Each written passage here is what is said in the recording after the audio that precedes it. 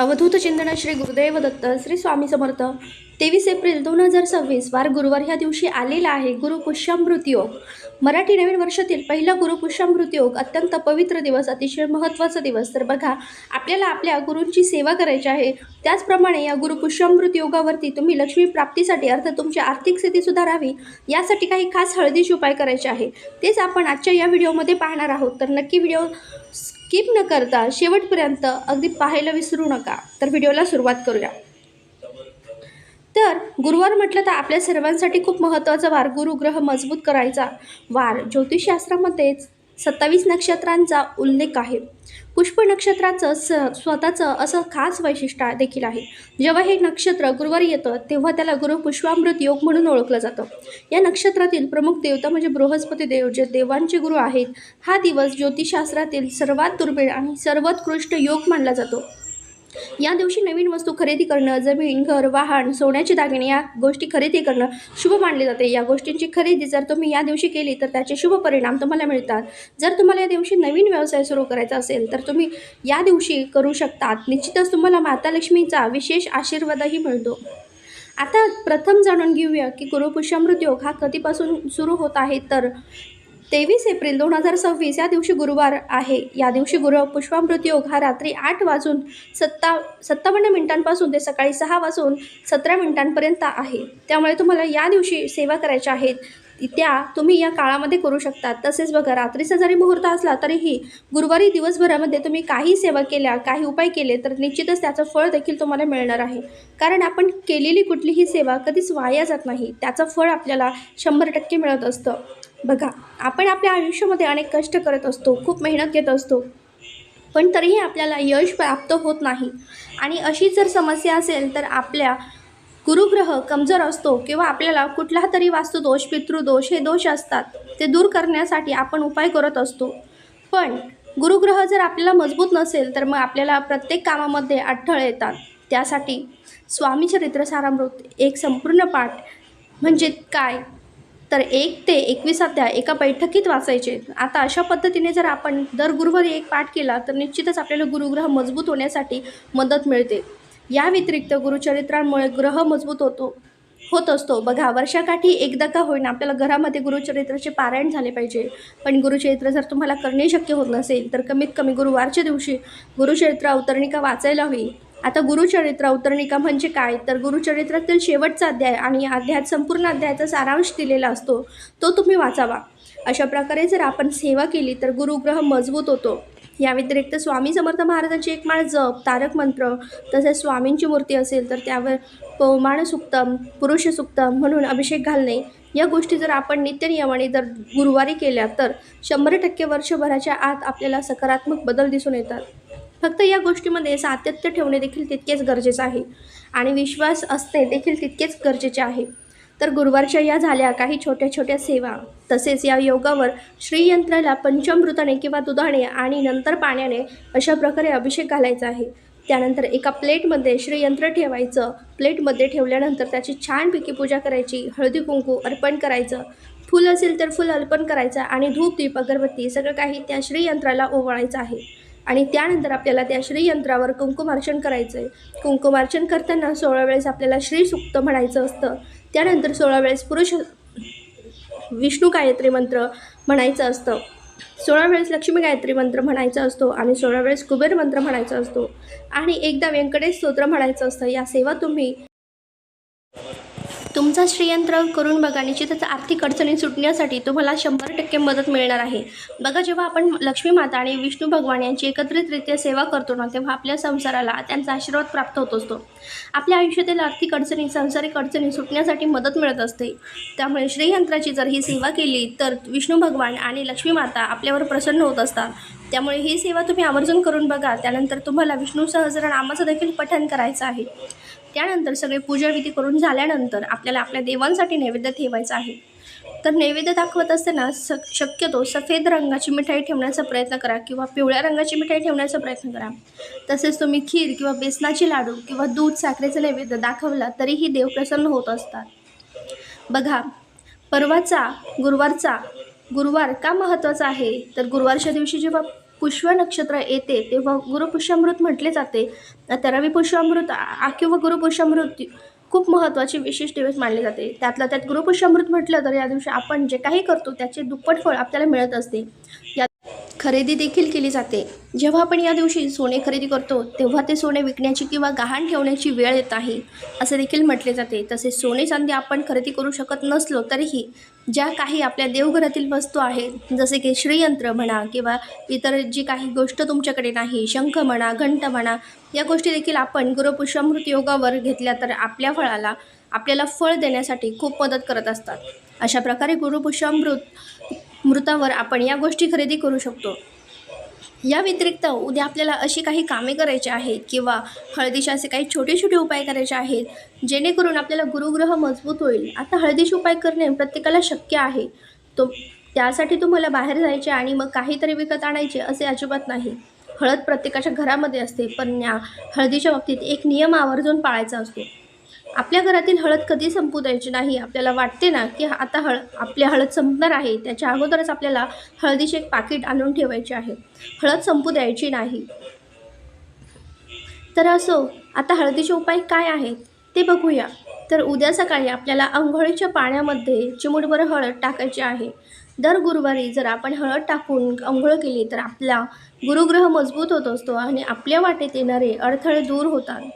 तसेच नकारात्मकता, वाईट शक्ती किंवा कोणाची वाईट नजर आपल्याला लागलेली असेल तर ती निघून जाण्यासाठी देखील आपल्याला मदत होत असते. आता जशी आपल्याला नजर लागते तसेच आपल्या घराला देखील नजर लागते. त्यामुळे घराची दृष्टी काढण्यासाठी किंवा घराची नजर काढण्यासाठी आपल्याला गुरुवारच्या दिवशी सकाळी गोमूत्रामध्ये चिमूटभर हळद टाकून ते गोमूत्र सगळीकडे शिंपडायचे आहे, जेणेकरून आपल्या घरातील नकारात्मकता देखील बाहेर निघून जाण्यासाठी मदत होईल. त्यानंतर आपल्याला उंबरठ्यावर देखील हळदीचे लेपन करायचे आहे. हळदीचे लेपन केल्याने आपल्या घरातील नकारात्मकता बाहेर जाते आणि बाहेरची नकारात्मकता पुन्हा घरात प्रवेश करत नाही.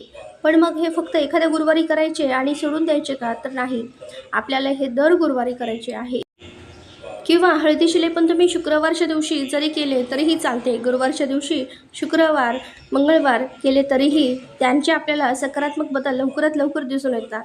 त्यानंतर आपल्याला तुळशी मातेला देखील चिमुटभर हळद अर्पण करायची आहे. फक्त हळद जर तुम्ही तुळशी मातेला अर्पण करणार असाल तर ती हळद शुद्ध आहे का हे पहिले तपासून पहा. जर केमिकलयुक्त ती हळद असेल तर तुमच्या तुळशीचे त्याने नुकसान पोहोचू शकते. म्हणून जर हळद शुद्ध असेल तरच आपल्या तुळशी मातेला ही हळद आहे ती अर्पण करायची आहे. आता ही हळद अर्पण करताना आपल्या तुळशी मातेजवळ ओम नमो भगवते वासुदेवाय हा मंत्र देखील म्हणायचा आहे. हळद म्हटलं तर गुरुग्रहाशी याचा हळदीचा संबंध येतो आणि त्यामुळे गुरुग्रहांचा संबंध स्वामी महाराज, दत्त महाराज त्यासोबतच विष्णू भगवानांशी असतो. आणि जेव्हा आपण विष्णू भगवानांचे स्मरण करून तुळशी मातेला अशा प्रकारची हळद अर्पण करतो तेव्हा लक्ष्मी माता आणि तुळस आपल्यावर प्रसन्न होते आणि आपल्याला भरभरून आशीर्वाद देखील देते. त्यामुळे आपल्याला ओम नमो भगवते वासुदेवाय हा मंत्र म्हणायचा आहे. त्यासोबत आपल्याला देवांना देखील हळदीचे लेपन करायचे आहे. म्हणजे काय तर आपण जशी देवांना अंघोळ घालतो तशी अंघोळ घालायची, पण त्यापूर्वी आपण देवांना हळद लावायची आहे. जसे आपण उटणे लावतो ना देवांना तशाच पद्धतीने हळद लावायची. त्यानंतर पाण्याने स्वच्छ देव धुवून घ्यायचे आणि मग पंचामृताने आपल्याला देवांना अभिषेक घालायचा आहे. अशा पद्धतीने हळदीचे लेपन आपल्याला देवांना देखील करायचे आहे. हळद आणि केशर युक्त गंध तयार करून आपल्याला आपल्या गुरूंना म्हणजे स्वामी महाराजांना, दत्त महाराजांना, घरात माता लक्ष्मी, भगवान विष्णू आणि आपल्या आराध्य दैवत स्वामी महाराज तसेच आपले इष्टदैवत गणपती बाप्पा, तुळजाभवानी माता, आपली कुलदेवता या सगळ्या देवांना आपल्याला आज हळदीचा गंध लावायचा आहे. याने आपला गुरुग्रह मजबूत होतो आणि गुरुग्रह मजबूत असेल तर अर्थातच आपलं कुठलंही काम कधीच अशक्य ही शक्य करतील. ह्याप्रमाणे कुठलेही काम हे लगेच शक्य होतं आणि स्वामींची, गुरूंची कृपा आपल्यावर अपार राहते. त्यानंतर आपल्या कपाळी आपल्याला हळद आणि केशराचा टिळा लावायचा आहे. नंतर मनगटाला आणि नंतर मानेला लावायचा आहे. श्रीमंत होण्यासाठी तसेच गुरुकृपा झाली तर सगळं काही शक्य होतं, ह्यासाठी आपल्याला हे करायचं आहे आणि हे विश्वास ठेवूनच. त्यानंतर सूर्याला अर्घ्य देताना आपण एरवी हळद कुंकू टाकतोच, पण जर तुम्ही टाकत नसाल तर उद्याच्या दिवशी किंवा दर गुरुवारी सूर्याला अर्घ्य देताना त्यामध्ये चिमूटभर हळद टाकायची आहे आणि अशा प्रकारे हळदीच्या पाण्याने सूर्याला अर्घ्य द्यायचं आहे. अर्घ्य देताना देखील तुम्हाला ओम नमो भगवते वासुदेवाय असे म्हणायचे आहे. भगवान विष्णूंचा आशीर्वाद देखील तुम्हाला प्राप्त होईल. त्यानंतर देवघरामध्ये आपल्याला एका छोट्या ग्लासमध्ये हळदीचे पाणी भरून ठेवायचे आहे. तुम्ही ते जेव्हा पूजेला बसणार आहात त्याच्या अगोदर हे पाणी भरून ठेवायचे. दिवसभर ते पाणी तसंच ठेवायचे आहे आणि शुक्रवारी सकाळी हळदीचे जे पाणी आहे ते संपूर्ण घरामध्ये आपल्याला शिंपडायचे आहे. उंबरठ्यावर शिंपडायचे आहे. त्यामुळे पाणी ठेवताना आपल्याला अगदी थोडेसे ठेवायचे आहे, हे लक्षात घ्या. आता जे उरलेले पाणी असणार आहे त्याचे काय करायचे, तर ते इकडे तिकडे फेकून न देता एखाद्या झाडाला घालायचे. फक्त तुळशीला घालायचे नाही, हे लक्षात ठेवा. त्यानंतर उद्या पुष्पामृत योग आहे, त्यामुळे आपल्या देवघरामध्ये लाल कलव्याचा दिवा लावायचा आहे. हे आपण मागच्या व्हिडिओमध्ये सांगितले आहे, पण आता त्याबद्दल सोबत जर आपण या दिव्यामध्ये चिमूटभर हळद टाकली तर त्याने आपल्या गुरुग्रह मजबूत होणार आहे. त्यासोबत लक्ष्मी मातेचा आशीर्वाद देखील आपल्याला प्राप्त होणार आहे. तर अशी पद्धतीने दिव्यामध्ये चिमूटभर हळद देखील टाकायची आहे. तसेच आपल्याला दिव्याखाली देखील थोडीशी हळद ठेवायची आहे. बघा, या दिवशी आपण कलव्याला दिवा बनवणार आहोत, तर हा दिवा जो आहे तो तुम्ही कुठलाही धातूचा ठेवू शकता. पण नसेल तर मग तुम्ही पंती देखील लावू शकता, आणि पंतीही नसेल तर तुम्ही कणकेचा बनवला तरीही चालेल. कणकेचा दिवा बनवताना त्यामध्ये चिमूटभर हळद टाकायची आहे, आणि दुसरा जर दिवा तुम्ही ठेवणार असाल तर मगाशी सांगितल्याप्रमाणे त्यामध्ये चिमूटभर हळद आपल्याला टाकायची आहे. आता हा दिवा ठेवताना खाली एक प्लेट ठेवायची. त्या प्लेटवर आपल्याला स्वस्तिक काढायचे. स्वस्तिक काढल्यानंतर त्यावर चिमूटभर हळद आणि कुंकू टाकायचे, आणि मग त्यावर आपल्याला हा दिवा ठेवायचा आहे. अशा पद्धतीने उद्याचा दिवा आपल्याला प्रज्वलित करायचा आहे. आपल्या घराचा मुख्य दरवाजा आणि उंबरठा आपल्याला जिथून कर्तास्त्री आणि कर्ता पुरुष घरातून बाहेर जाय करतात, त्यामुळे हा दरवाजा आणि उंबरठा आपल्याला स्वच्छ गोमूत्र पाण्यात टाकून आणि हळद थोडीशी टाकून पुसून घ्यायचा आहे. त्यानंतर एका वाटीमध्ये आपल्याला हळद, गुलाबजल, अत्तर, त्याचबरोबर थोडंसं चंदन, केशर, त्याचबरोबर हे सगळं एकत्र करून आपल्याला हळदीचं छान लेपन करायचं आहे उंबरठ्यावर.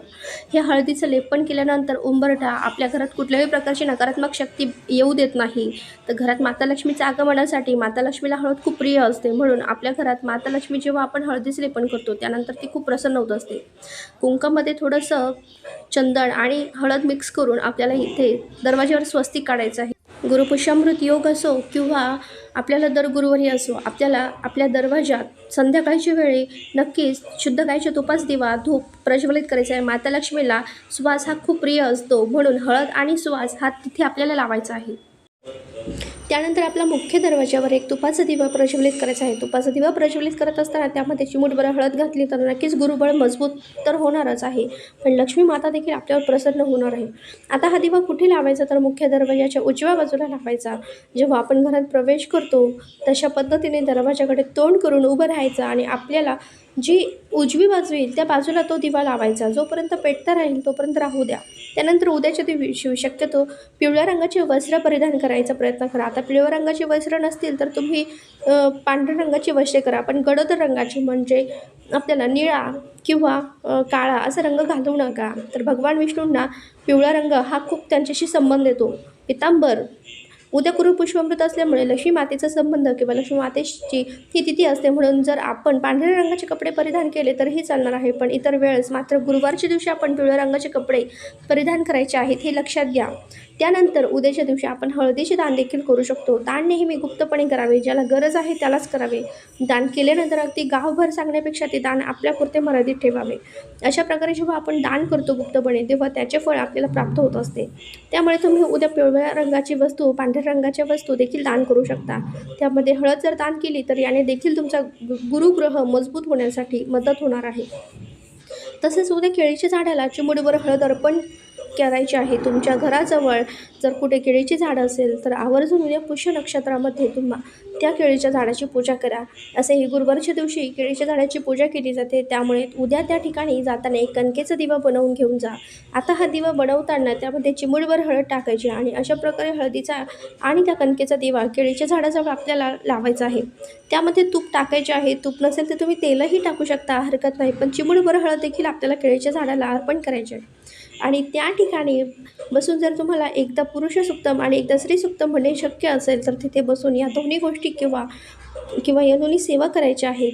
ते शक्य नसेल तर ओम नमो भगवते वासुदेवाय आणि लक्ष्मी मातेचा जो मंत्र तुम्हाला येत असेल ते दोन्ही मंत्र 11-11 वेळेस म्हणा. या ठिकाणी म्हणायचे आहेत, जसं की ओम महालक्ष्मी नमः, तर परवाच्या दिवशी गुरुवार तर आहेच, परंतु पुष्य नक्षत्र हळदीचे जे छोटे छोटे उपाय करून बघा आणि त्याचा लाभ घ्या. हळद म्हटलं तर खूप प्रभावी असते. आपली नकारात्मकता घालवण्यासाठी तसेच घरातील वातावरण सकारात्मक करण्यासाठी देखील हळद खूप महत्त्वाची ठरत असते. तसंच प्रत्येक उपाय करणे म्हटलं तर प्रत्येक ठिकाणी खर्च देखील करावा लागतो. खूप गोष्टी आणाव्या लागतात.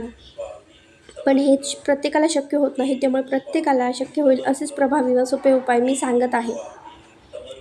तर हा माहितीपूर्ण व्हिडिओ आवडला असेल तर व्हिडिओला नक्कीच लाईक करा व शेअर करा आणि चॅनलला सबस्क्राईब करायला मात्र अजिबात विसरू नका. व्हिडिओ शेवटपर्यंत पाहिल्याबद्दल अगदी मनापासून तुमची खूप खूप आभार. झालेली सेवा स्वामींच्या चरणी रुजू करते आणि व्हिडिओ इथेच थांबवते. श्री स्वामी समर्थ.